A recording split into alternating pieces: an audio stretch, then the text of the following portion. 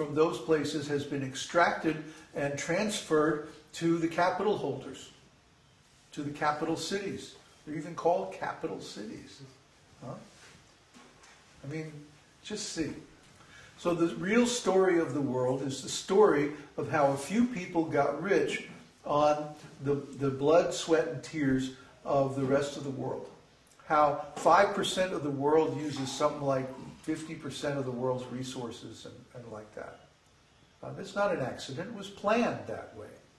And because of that, there have been so many wars, so much disease, so much suffering, like that. All to fill the pockets of a few wealthy people. We think this is wrong. So our macroeconomic theory begins with the idea of decentralization of capital, decentralization of authority, decentralization of everything.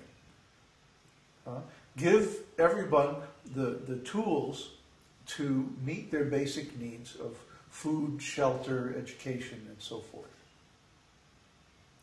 And this is our whole plan. It's based on this idea. Not that value or wealth comes from material things, but value or wealth comes from human labor plus knowledge. Or I should say, maybe I should say, human labor multiplied by knowledge. Because the higher the quality of the knowledge that we have, the more valuable our work is. And the most valuable work of all is someone who is working in the absolute truth. So the quality of our knowledge, not the quantity of our knowledge, determines the value of our work. The people who are working for only materialistic purposes, their work is not very valuable. Even though they may have big, prestigious degrees after their name and all kinds of material wealth and stuff like that, their knowledge is not very valuable because it's not the absolute truth. But a single devotee, like Srila Prabhupada, who knows the absolute truth and has realized it, his work is worth thousands and thousands of ordinary people's work. Because his work is for the good of everyone. And that's what we're doing. And that's why we're teaching this science. So that we have not one realized devotee or not 10 realized devotees, but hundreds and thousands of realized devotees who can go out and teach this science all over the world and make communities based on it. And that way we'll relieve the suffering of the human beings everywhere and give them the chance to experience the same profound benefits that we do every day.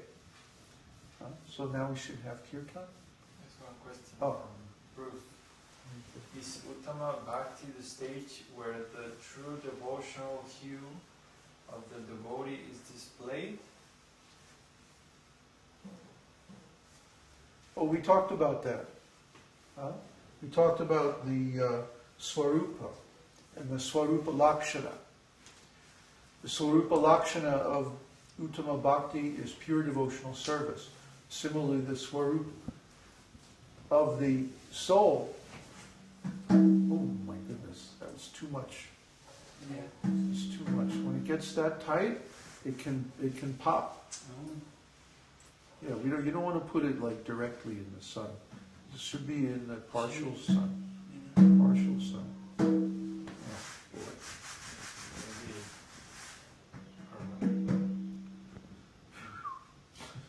Cool it off.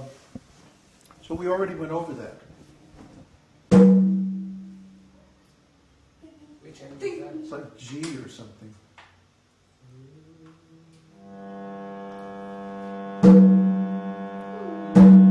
Oh, it's going down already. D. I mean E.